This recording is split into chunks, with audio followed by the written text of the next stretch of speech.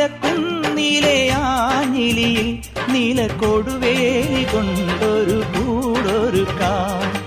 മാനത്തെ മാരിവിൽ ചില്ലയൊന്നിൽ തമ്മിൽ പുണർന്നാടുവാൻ ഞാനൊരു എലിടാം. തിളതിളങ്ങുന്നൊരിളനിലാവിന്റെ കസവും ചൂടിക്കാം. പുഴയിൽ വീഴുന്ന പുലരിമഞ്ഞിന്റെ കുളിരും നേദിക്കാം. മനസ്സിലെ മരതകമണികളിൽ ഉണരുമൊരരിയ മധുരമണിയാ.